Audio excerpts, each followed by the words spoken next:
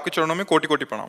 महाराज जी, मैं हमेशा परमात्मा की कृपा से उनकी दी हुई शक्ति, बुद्धि, विवेक, बल से कर्म क्षेत्र में लोगों की तन मन धन से सहायता करता हूँ, पर कुछ परिस्थितियां ऐसी आ जाती हैं कि मैं सभी का सहयोग करते हुए भी लोग मुझे गलत ठहरा देते हैं। तब मन असल दुखी बात हो जाता है। आपका चिंतन सही नहीं है। किसका प्रश्न है?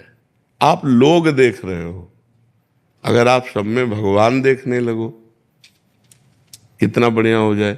फिर आपकी जो शिकायत है ये दूर हो जाएगी। अगर सब में भगवान बैठे हुए तो दियम वस्तु गोविंदम, बहुत बढ़िया तुमने लिखा कि भगवान के द्वारा दी हुई विवेक बुद्धि बल से तो भगवान की तो सेवा कर रहे हो। उसमें थोड़ी सी और बात लिखी है। क्या? क्या कि ठगा जाता हूँ, फिर खुद से महसूस करता हूँ कि अच्छा करने पर भी गलत। कबीरा खुद को ठगाइए। तुम्हारा पूर्व का यदि कर्म है और आप इस समय नवीन कर्म कर रहे हैं, इनका हित करना, और ये बदले में आपको ठग रहे, तो आपको प्रसन्न होना चाहिए कि मेरा तो पुण्य बन गया और इसका हिसाब था मेरा, वो चुकता हो गया तो बढ़िया हो गया। परेशानी क्या हुई? महाराज जी, फिर कई बार ऐसा होता है कि अपन डिप्रेस भी होते हैं इन चीजों से। क्यों डिप्रेस होते? इसीलिए कह रहा हूं, तुम लोगों को देख रहे हो इसलिए डिप्रेस हो गए।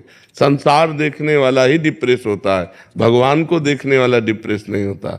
अगर सब में भगवत भावना करो, और भगवान है सब में, सिय राम में सब जग जानी, करो प्रणाम जोरी जुग पानी। सब में भगवान है, पास धन है, हम इनको दे दिया। अभी हमको गाली दे रहे हैं, हमारे साथ कपट कर रहे हैं, हमारे साथ छल कर रहे हैं, तो हमारा तो हिसाब हो गया, हमारा कर्म बन गया उत्तम। अब ये जो हमें गाली दे रहे हैं, ये हमारे पूर्व जन्म का कोई हिसाब है, तो वो भी चुकता हो रहा है। हमको ये विचार करके प्रसन्न होना चाहिए। हमको ये विचार करके निगेटिव नहीं जाना चाहिए, मैंने इसका हित किया। ये बात गलत सोच है। ये परमार्थ के अध्यात्म के हिसाब से गलत है, इसीलिए हम डिप्रेस हो जाते हैं।